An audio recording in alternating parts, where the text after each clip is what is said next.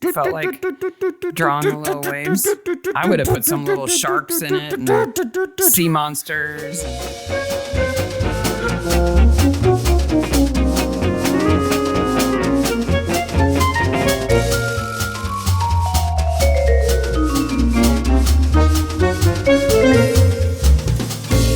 Hey, Maniacs. Hey, Mystery Maniacs. Mystery Maniacs is a comedy recap podcast dedicated to mystery TV. Each week we dig into an episode of the show, including the murders, the mayhem, the loonies, and everything else we love. This week, Season 10, Episode 3 of Brokenwood, Publish or Be Damned. But before I'm big on the episode, vocal stuff now because I got, some people said that my singing last week was pretty good. So And your desperado singing? my desperado singing. People don't encourage him. He's got echo filters and all kinds of weirdness. He'll use them. Before we dive into the episode, we have a correction. Welcome to Mark's Correction Corner. Actually, Is that what we call it? yeah. Boy, did I screw up last week. And it got personal. Really fast. Yeah. So. But legitimately. I incorrectly attributed the writing of last week's episode to the woman who has written episodes before, who started an earlier episode, when actually the woman who wrote last week's episode, whose name is Tanya Clowens, is the costume designer that we've spoke to before. Mm-hmm. And she's written... And she listens. Hi, Tanya. Hi, Tanya. Sorry, he's a dork and got it wrong. I'm terribly sorry. Thank you for letting us know. That was a rough day. Thank you for letting us know. She was spectacularly nice about it and everything. But it was nice to hear from her I asked her a couple of questions about the episode. She said that she had wanted to do something on that theme for a while. The Day of the Dead. Had been collecting stuff. And she writes another episode in season 11. So remind me before we talk about it. Yes. Or maybe you don't, because now I'm self-conscious. Like, we make fun of the episodes and some plot holes and stuff that could be from editing or could be from the writing. And now I'm self-conscious about not that it's a bad thing that isn't explained. It's okay. I reviewed the previous episode and found all the problems to be in the editing. Exactly. I blame the editor who probably doesn't listen. Was spectacular. Exactly. Yes. I'm sure that she had a whole scene in there about where Hope gets that costume and explained it thoroughly, but it got cut. Is it weird to you that we're discussed probably on this set? That would be great. It is. It is great, but it's also a little weird. We have made that correction. Correction issued. Sorry, Tanya. Yes. And you should see all the things he screws up on a regular basis that aren't recorded. It's amazing. Boy, do we have a new season of Traitors to be enjoying. Traitors UK. It's really fun. Yeah, it has. So Traitors does celebrity episodes, which are the US version of Traitors. Mm-hmm. And then they do the UK seasons, which are regular people. Yeah, they're regular people. And with Claudia. I find them much better. I do too. And this one's been really fun so far. It's definitely been some twists and turns. If you like reality elimination shows, you should check it out. Absolutely. It's fun. Are you ready to talk about Publish or Be Damned? I don't know. Okay, I want to be clear. And this is not a reflection on last week's mistake that I made. But sure, the plotting of this episode is excellent. Mm-hmm. To the very last moment, you don't know who the killer is. Right. And everyone has a lot of plausible reasons to do it and opportunity to do it. Mm-hmm. There aren't, sometimes... Is there a butt coming? No, sometimes with these shows, people get eliminated really early and then you're left with 3 people and it's it's obviously that. Or there's only 3 people who aren't regulars, so it has to be one of them. Yes, and the characterization and the motivations are all complex and interesting. The characters themselves, I think, are a bit boring. Yeah, that's my problem with it. Yeah. It's well plotted, but I don't care. Yeah. Because I don't like any of these people. I'm not sorry that Audrey's dead. She's awful. I was like, oh, it's Ginger Doctor. And then I'm like, I wish they gave her more. Yeah. And they tried. It's sort of interesting, but... just sad. It's kind of sad too. By the way, we're going to spoil it. It's a spoiler podcast. If you've never listened before, we're going to give it away. We're going to tell you who did it right about now. Lloyd. This episode was originally aired on the 13th of May, 2024, and directed by Anui Simichpin. I hope I said that right. And written by Roy Ward and Laura Hill. The problem with this episode is that there's very little fun to be had in it. Everybody's awful and dislikable, or just Gus the swimmer's just dumb. It's kind of like... he's super dumb. I don't know how he ties his shoes. Okay. Yeah, he's super dumb. And also, no Olympic swimmer looks like that. Like, if he had said he was a shot putter... He's too hairy to be an Olympic swimmer. I was like, that doesn't really work, dude. That's my least concern. So, first of all, we have the trope that is absolutely... There's two tropes that we have to deal with right away. The first trope being all authors have anything to do with Brokenwood are big fat jerks. Yes. And self-centered, egotistical jerks. Like, why do these people hate authors? It's funny that writers write stories about how awful writers are. Indeed. It's really self-loathing. Audrey is horrible. Like... Okay, just the sins off the top. She has no idea how to give feedback. No. She's not going to have a long-lived writer's retreat if that's how she treats people who come to learn how to write. Second of all, she has written 3 books, one of which was helped by her friend. Mm-hmm. How does she afford that multi-million-dollar estate? Her house is the best part of the episode. I want it. It's so very beautiful. Nice. The kitchen. Oh. She has a kitchen you can walk around in. I'm jealous. Yes. Our kitchen is the armpit of our house. Choke point. I was going to say choke point, but it's the choking armpit of our house. So that's one trope. What's the second trope? The second trope is yurts. Yes, where there are yurts, there are death. If you glamp, you die.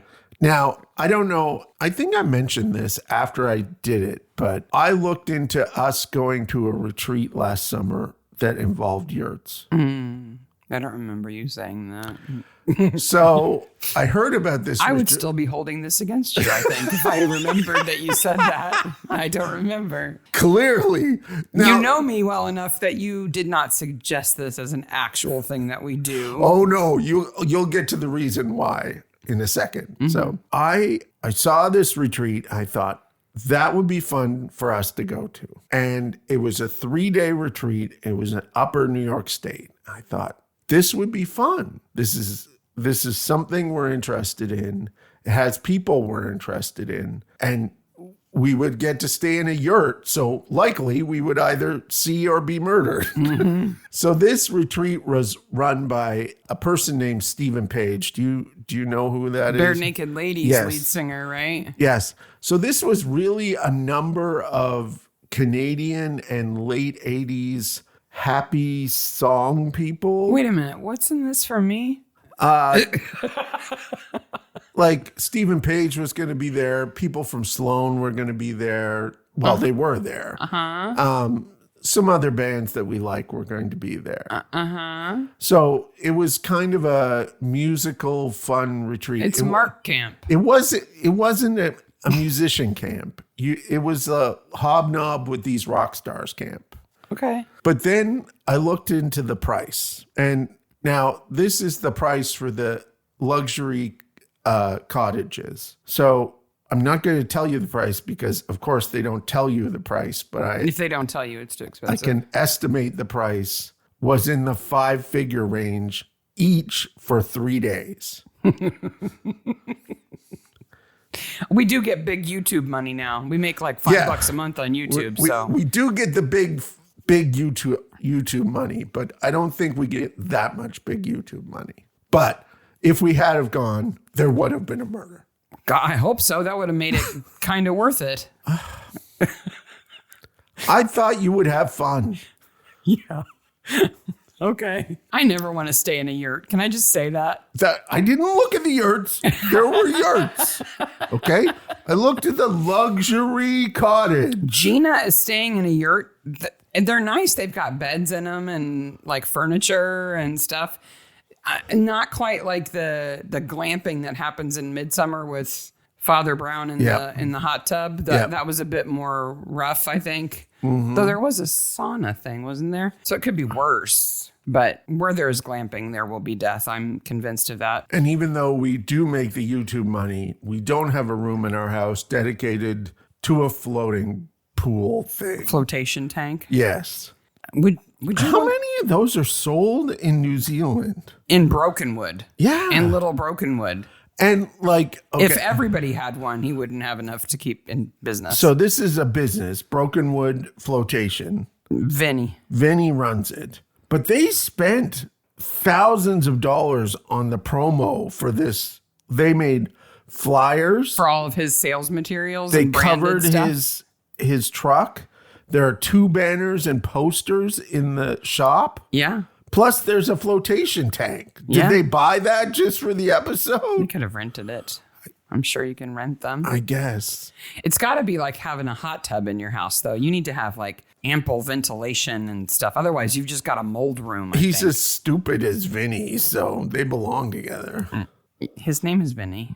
No, he's as stupid as the swimmer. Gus? Yes. So we've got, amongst the unlikable people who have attended this writing retreat, we've got Gus the dumb swimmer. Do I swim in the water? Sienna the lying influencer. Yeah, this is kind of mean-spirited. Like, okay, influencers are like normal people. There are lots of horrible ones, and there are some that are great. But this is certainly a mean-spirited representation. The stereotype in these shows is that they're awful. They're awful fake people. We've got Dr. Carlton, her dad, who she's estranged from for good reason. Well, he's a killer. Blair Donnelly, the widower, who's still grieving way too much to be writing about it. And Todd. Yeah, what's Todd going to write about? All of his jobs? Maybe? A memoir about all of his jobs? And how he finds bodies at all of his jobs? These are the bodies I found with Frodo. Why I Can't Hold Down a Job Because of the Dead by Todd. My part-time job as a body discoverer with Frodo. Frodo could write the foreword. Yes. Now, they do a great thing. The part with Todd and Blair is the highlight of the episode. Yeah. It's genuine. It's sweet. It's kind of a red herring for about 30 seconds. Sort of. But because they have a discussion about putting human remains into the water, and he's just talking about his wife's ashes, not Audrey's body. See, what we have is we have Trudy hangover. Because Trudy killed a person and went to jail. And strung him up like a scarecrow. We're like, well, maybe Todd could snap. Yeah. Maybe Frodo could snap. Are they the Joyce of Brokenwood? Frodo and Todd actually commit all of the murders and frame everybody else. There's actually secretly super minds. All I know is that, well, number one, Audrey's writing, if she didn't die when she held the first one, Audrey's writing retreat is not going to be long-lived because word's going to get around that she's mean to everybody who shows up. She's so mean. So nobody's going to want to go there. And somehow she only attracts assholes and idiots. Yeah. And there are a spectacular amount of those type of people in Brokenwood that she could have attracted that would have added to this. But like Gina she lives in town. Why is she staying in a yurt? Would you want to sleep in a yurt when you could just go home at the end of the day? Well, and plus, okay, remember Gina's night is she goes to write, she goes to bed. She gets called into the lab. She's up all night. She's up all night in the lab. And then she finds a body. And then, she's not having a good time. No, that is a good time for Gina. Well, I guess. There's corpses all the time. Okay, she is having a time that is contrary to writing. She's having a busman's holiday. Yes. Which she seems to enjoy. Yes. Because she loves the corpses. She loves the corpses. But these are kind of Not everybody is an asshole. All right. So Gus is just really stupid. Yes. So he's not a bad person. He's just really dumb. Dr. Carlton is not a bad person. Her dad is, but she's not. And she becomes like incredibly tragic. Yeah. She's going to lose her father to an illness and jail. And she had totally legitimate reasons for not wanting to be around him in the first place. And when she found out that he had slept with Audrey, she must have been like, I'm leaving here and never coming back. If you don't remember, if you haven't watched the episode recently, Dr. Carlton is the one doctor at the Brokenwood hospital that we always see. Ginger doctor. Her dad shows up, who she's estranged from. She's estranged from him because when she was a child, he left her mother for another woman, and her mother took her own life afterwards. And instead of her dad coming back, he just didn't. And she was raised by an aunt. By an aunt. So he's the worst. And now he's back because he's dying and because he needs money. Yeah. And he's a killer. And like, okay. He's a bad person. That aunt did a great job. You don't become a doctor unless you have parents who help you. Who support you and believe in you and encourage you. Incredibly rare. But if you're Audrey. Yes. And you really want to have a writer's retreat for assholes. Yes.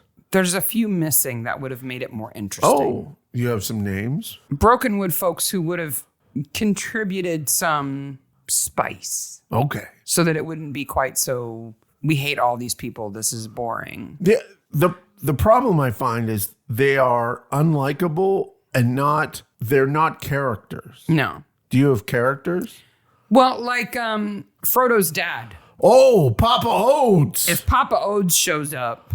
Oh, he could write like, okay, my life with my wife, stepsister, aunt. Yes. And our children. I can just imagine. Called Digging My Own Grave. Because remember, he's a grave digger. I can just imagine him reading his draft and it's just all about him having sex with various women and people like, stop. Or, Doug has a good story to tell. Like, my ex-wife, the murderer. Yeah. Like, he's got a good angle there. I'm scared of scarecrows. I'm scared of my ex-wife and scarecrows. Can you imagine? He's a curmudgeon. He could have added to the mix. If Papa Oates started reading that and Todd was there, he would be like texting Frodo, your dad's talking about your aunt mother, sister. Again. In-law. Naked. Step. Your step-aunt mom. They should have writing assignments that people who are jerks would like 500 words on why you're always right. Or why everyone in your workplace is wrong. Yeah, exactly. Or a short essay on all the ways you've been wronged in your life. That's the kind of thing that these people would write. What about Dennis Buchanan? Could he show up and write something? He would have added some smiliness to it. Yeah. He's a nice guy. He's a lawyer, but he'd have some stories to tell. He would definitely have some stories to tell. Instead, you've got Blair, who talks about farm animals instead of his grief over his wife dying. Okay.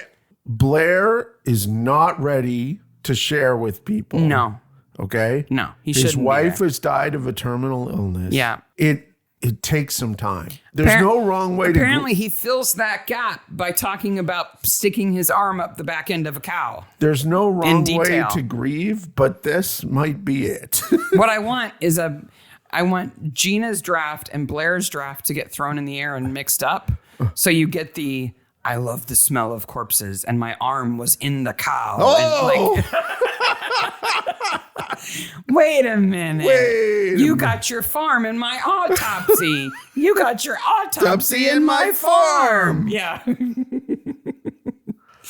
But without those characters, it's just kind of like a group of people that you just kind of don't like. Yeah. And Audrey ends up dead in the waterfall. But she's got salt water in her lungs. Now, she was in a flotation tank. Yes. The salt that's in a flotation tank really isn't salt. It's Epsom salts, which is magnesium sulfate, which is not salt. Yes. It's not. Actually, magnesium sulfate isn't salt. Gina would not. It's not sodium. Would know what it was. You shouldn't eat Epsom salts. No. Do you know why they're called Epsom salts? No. Because they were discovered in a little village in Surrey, England called Epsom. Oh. They are naturally occurring. They were in a spring. Yes. And this farmer said, "Oh, my cows don't like that spring. Why don't they drink that?" That's a really bad accent. Yes. Lo and behold, it's because the water from that spring had full of Epsom magnesium sulfate in it, which was great to make money off of when they opened baths there. Yes. But not so good for, cows to be drinking. I remember putting it in water for feet and stuff like that. Yeah, to soak your feet. Yeah. My experience with magnesium sulfate is in an IV.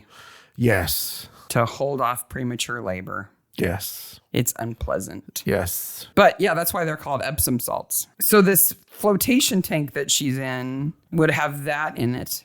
But though she drowned there, she's found in the waterfall, which is fresh water. Okay. So she is drowned in that tank. After drinking whiskey with oxycodone in it. Bad mix. Don't do that. No.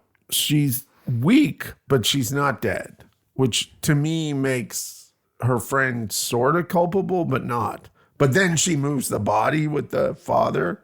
Well, Dulcie's the one who puts the oxycodone in the whiskey. Yes. Instead of just giving her the pill if that's what she wants. Yeah. So she's kind of drugging her friend in a way that could be deadly.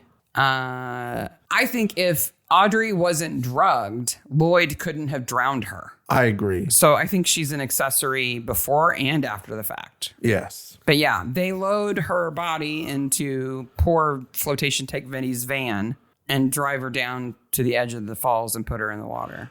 I also don't understand. Okay. Which I would have liked to have seen in the moonlight. 2 old people carrying a body would have been kind of funny. Like we said, this is plotted very well. The big plot problem I have is Audrey, who is horrible throughout this episode, is like, "Oh no, Vinny, you can't drive drunk." That was the one redeeming thing she did. Yeah. You have to stay here. And there's a yurt for you. You can stay there. Yeah. You don't have to sleep in the grass or something. Yeah. Or use the tradesman's entrance. What are they trying to say about influencers with Sienna? Because she is way over the top. She's like, maybe I don't have to pay for this because I could write about you and put a post up and you'd sell so many books. And Audrey's like, what? Yes. She's clearly successful as an author. Yes. Well, okay. And then we find out that Sienna's lying about traveling the world and going all these places. Her Photoshop skills are not that great. No, at least Sienna has a take on things. She's at least trying to be like my fake travels. That's her take. No, but if you're going to be an influencer, you should use your influence to try to get things. It's kind of the gig. Okay. She sits at home on her butt, pretends to be traveling, and makes money from that. So that's her take? That is a problem. That's her take. And then then she only posts one thing in the entire time that she's here. Because she had her phone taken away. And she's supposed to be writing. Yep. And then there's the whole thing about Audrey saying her writing was good. Do you think Audrey actually meant it? No. I think she wasn't understanding sarcasm. Yeah. See, my impression was this is more of a photo essay than an actual essay. You didn't write much. And did you see the draft that she handed back to her? Yeah. It had quite a bit of scribbling all over it from Audrey. And I have read and marked up a lot of papers in my time. That many comments on the first page. Yeah. Not a good sign. Not a good sign. And then they go to the Brokenwood Motel, which is the Brokenwood Motel. Mm-hmm. They stay in the same room that everybody stays in. Yep. That's the Brokenwood room. It's the Brokenwood. Yeah. I do like when Mike calls into the station and Chalmers says, "Kristen's making coffee." And Mike says, "I'm sorry to hear that." Kristen, what is she doing with the plunger? I don't know what she's doing with the plunger. Is that what Mrs. M taught her to do? Maybe. Like jiggle it around and sploosh it a little bit? And the influencer does an excellent job of tasting the coffee and going, that's not coffee. No, which is what everybody does. Yes. But she'd rather have like a smoothie or like a kombucha or something. Yes. I want to hit her when she says that. It was another excellent episode in which Kristen ends up with all the fish and chips at the end. It looks so good. It looks so good. And you don't even like fish. I don't like fish, but those chips look so good. I like that, though I don't understand why Kristen and Chalmers go to the Frog and Panther to get coffee. Yeah. It's not a coffee joint. You don't get coffee at a bar. And why did they not go to Frodo's? I'm guessing because Frodo's was closed. Because only Frodo works at Frodo's, and Frodo's was bringing beans to the bar. Yes, so he must have been closed. He must have been closed. I don't know why they act guilty about it when he confronts them. When he looks all sad puppy. Oh. They'd be like, well, how could we get coffee from your place? You're obviously not open. You're here. Yeah. That would have showed him. And they have like they have their regulars and everything there at Frodo's. Frodo roasts his own beans? Do you trust Frodo to roast beans? Okay. Frodo constantly, like our children, surprises us. And I think he is a more than competent coffee cart running person. Okay. Because he's done it for years. Mm-hmm. There's usually a lot of people there, even in the middle of the day. And also, I think when he found the coffee cart, because we know he had trouble. He's the only coffee cart in Brokenwood. Yep. It did get stolen once. It did get stolen. By a woman who just carried it off, apparently. On her back. Yeah. So I think he's probably decent at running the coffee cart in that he couldn't have been in business this long if he was failing as bad as we think he was. True. Right? So, and when else is he going to deliver the coffee beans? And, if nothing else, his coffee is better than Kristen's. It's drinkable. People voluntarily drink it and pay for it. So indeed, he must have something going on. Mike makes a map on the dry erase board. I really wish we got more look at this map. He draws the little yurts. Yep. And the path. And then he draws water. Yeah. So water and more water. So there's a couple of shots of it, but there's a waterfall in a natural river. I dare you to try to pronounce it. Oh, I've had such problems with pronunciation lately. I don't want to. I'm going to say it's Nakinawai. Sounds good. I did search for it, and there's no falls like that. So there's a shore and a place where the estate is and the yurts, right? The water is a 15-minute walk from the yurts. That's what the sign says. Yes, but Mike has covered the board from top to bottom with about a foot or more wide of little blue waves. It would have taken a while. I'm guessing, if you're in New Zealand, you're never that far away from the ocean. So maybe that's the ocean? No. Maybe he was just bored, so he did some doodling and just felt like drawing the little waves. I would have put some little sharks in it and sea monsters. And it's a lot. Like, I'll put the picture in the show notes, but there are a lot of suspects on the page. I just don't think his map actually helps because you don't really need to know where the yurts are to know who to solve the murder. No. Because it happened in the house.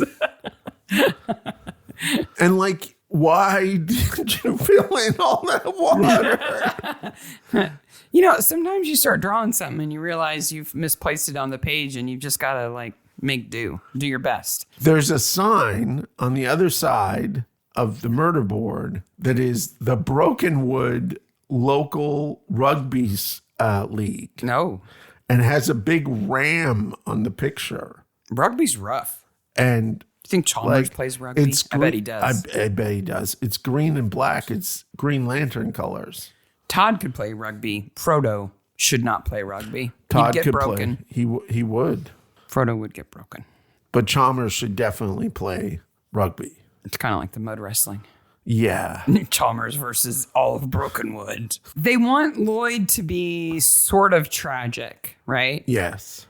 He He wants to make up with his daughter. He's sorry for what he's done. He's writing a memoir that admits that he was wrong. He's obviously made quite the effort to find his daughter and come to this writing retreat. But then he says he's sick and he wants money from Audrey, and he kills Audrey. Dillis doesn't know that. She comes in and feels like, oh my gosh, I killed her because I gave her the oxycodone in the whiskey and she drowned. And he's perfectly happy to let her believe that and says, I'll help you with the body for half of the inheritance. Like, there's no depth that he won't go to. He is the worst. He's the Stannis of this episode. On top of that, the writing he does is calculated to make Audrey feel bad for him and his daughter to feel bad for him. Oh, absolutely. He is manipulative. He is horrific. He's a little weasel. Yeah. I think that Dr. Carlton is probably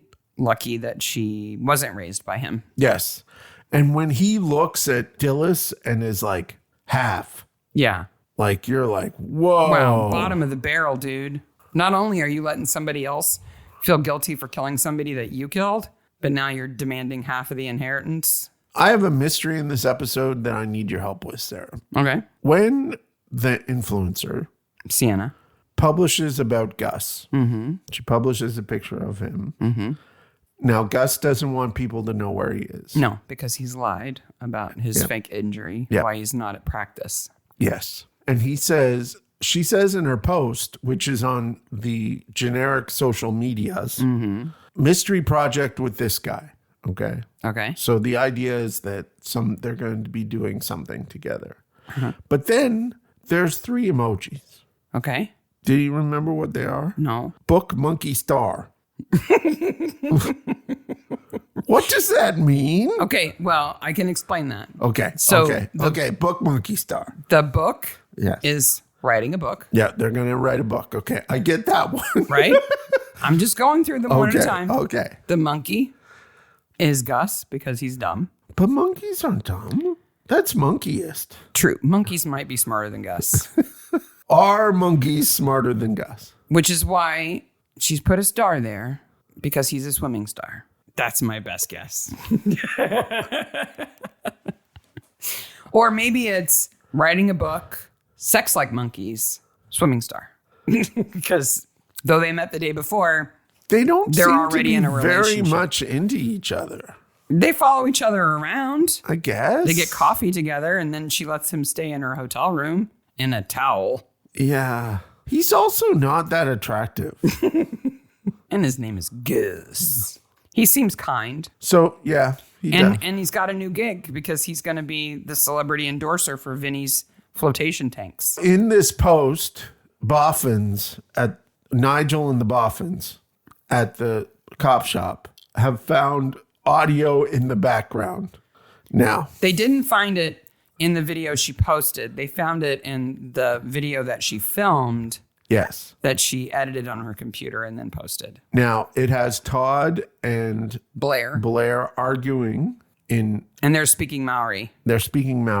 And Chalmers translates it that they're arguing about putting a dead body, human remains, into water. Yeah.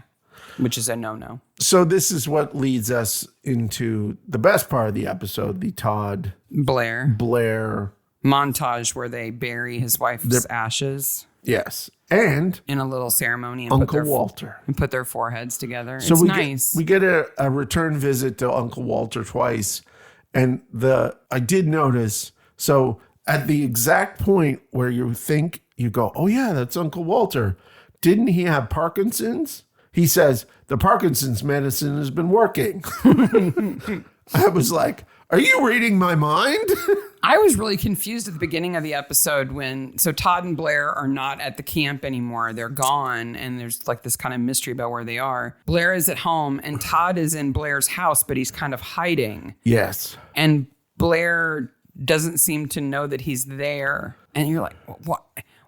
Why did Todd follow Blair home? And it makes sense when you know the story. Then you find out they're very close friends. And Blair says, Todd's welcome at my house anytime. And I think Blair has had some tough nights. But until that point, you're like, Todd, are you being creepy? What are you doing? Yeah, why is Todd there? Because you don't even know that they know each other. No.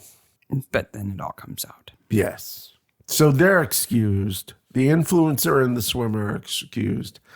The doctor, of course, is excused. Gina is excused. That leaves us only with the dad. Yeah. And Dillis. I want to read Chalmers' essay that he wrote at school about what he did over the summer. Yes. On the Death Star. Because you know how little kids write. They write this that happened, and then that happened, and then I shot Darth Vader, and then I fought a stormtrooper, and then I took over the Death Star. The end. My summer. Did you ever have to write those? No. I always loved the thought of writing those because I could get to write, but our teacher never gave us that assignment. Because your teacher didn't care what you did over the summer. Your teacher was still thinking, why has school started already? I don't want to read any more of that Bell kid's writing. He can't spell his way out of a paper bag. Just lies about what he did. Well, yeah, you drove a truck. I'm sure you did. Death Star Stormtroopers. Well, meanwhile, Kristen's like, I went to Mexico and got a tattoo. Yeah, and you can't see it. Let's talk about the title of the episode, Publisher Be Damned. Does it work? No, it doesn't. Like, if those are your choices, all of these people are damned. Because none of them are getting published. Audrey was, but she dies. Yes. The influencer is not getting published. Unless you count publishing on Instagram or whatever. Yeah, strangely enough, Gus is probably the best chance of getting published. If he gets a ghostwriter. Now, he didn't really work hard on it. Maybe if he worked a little harder, it would be a little better. Maybe if he got like a smarts infusion or something. Maybe. Todd, we've already went over Todd's opuses. Yeah. Dr. Carlton's would be, How Awful Is My Dad? Yeah. And Lloyd's would be, How Awful Am I? Do you think the doctor and Gina could come up with a decent book? No, because I don't think they could be in the same room together for 5 minutes. Yeah, they don't really like each other. They'd make each other crazy. They would. Gina's memoir I would read.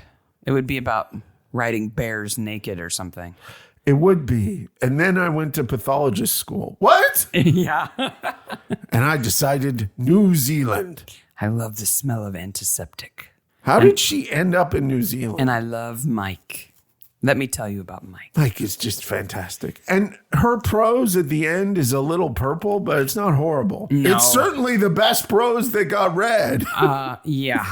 So that is Publish or Be Damned. It's not my favorite episode. It's a good mystery, but it's not a good Brokenwood episort. No. It doesn't have the fun of Brokenwood. It doesn't. I think that, you have your points that you spread apart. We've had this theory before that you have, a certain number of points and you can do this well and this not so well.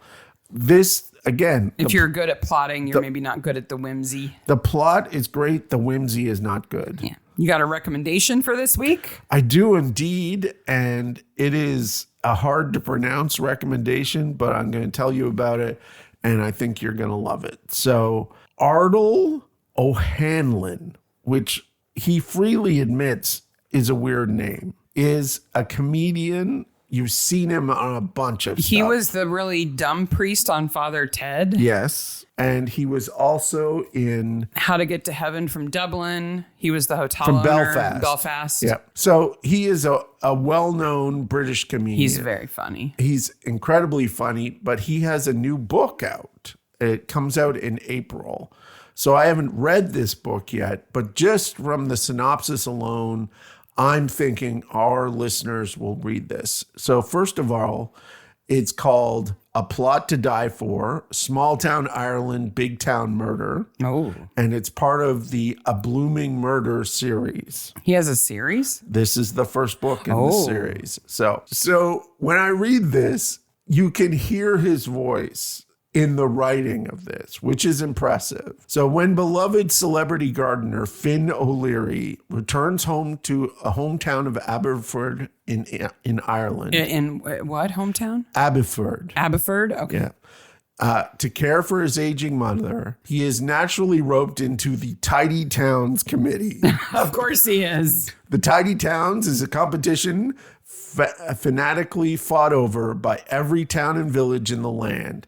And his best friend's sister, Aoife, Aoife, is a competition she's determined to win. When everyone's favorite gardener is on board, she's sure that this year's Abbeyford will take home the prize. But murder. Finn's not back long when the alto baritone in his mother's choir practice drops dead during the rendition of What the World Needs Now. With more at stake than winning tidy towns, Finn soon finds himself trying to solve a murder or two, for one of his many qualities is that people tend to confide in him.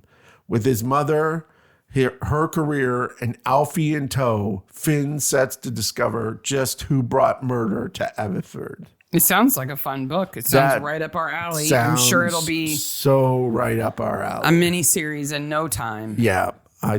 Right along with the Thursday Murder Club. He's getting in on it. He basically wrote a book for a series that he should star in. Yeah, pretty much. That sounds fun. It does. It does. So I thought that we would enjoy. What's it called again? A Plot to Die For. You can pre-order it now. I already pre-ordered it because I'm like, yeah, I'm going to want to read that. And he's so fun. Like, to put comedy in writing is so hard. And I think I could learn some stuff from his book and his voice. Yeah. So my recommendation is very different. It is the beginning of March. And if you live in the Northern Hemisphere, spring is coming. Yes. And I recommend that you take a moment to look for signs of spring. Oh, that's a good one. Because I noticed the other day when I walked the dog, it was very foggy here the other morning, and I walked the dog in the foggy fog, and there were already like crocuses are starting to come up, and starting to come up. Tulips are starting to come up. There's little buds on the trees. Yep. It just makes me feel hopeful when I see those things. Yes. Especially when it's been raining for 4 days. Yeah. And it seems like it's never going to stop. It seems to be that Bloomington is the city of extreme weather in the last 6 weeks. Yeah. Because it has rained 4 days straight here. Yeah, constantly. So if you have a moment or make a moment and just look for little signs of spring, because it might make you happy, make you optimistic. It's good. Yes. So all else fails, eat some Peeps. There's Easter candy at the grocery store. You only get them one time a year. Yep. March 23rd is when we will return with Love You to Death, which is a dentist episode with Jules Fahey returns. Oh, good old Jules. It's another murder around Jules. It's another murder of a man that she's in love with. How does she get money? It's all fantastic. Nobody should want to date Jules at this point. No. To date her is to die. No. So we'll be skipping next week as we'll be going to see Sarah's dad in Michigan, who is doing much better. Thank you again for all your love and support. And we'll see you in 2 weeks. Bye, Maniacs. Bye, Maniacs. Thanks for joining us on the Mystery Maniacs podcast. If you enjoyed our crazy podcast today, don't miss out on future episodes. Follow us on social media for updates, behind-the-scenes content, and exclusive sneak peeks. Subscribe, like, and share to spread the word. Bye, Maniacs. For the Midsummer Rugby League. You mean Brokenwood Rugby? Yeah, sorry. Because if it says Midsummer, we need a shot of that. Okay. They're making references to Midsummer now in Brokenwood. That's our outtake.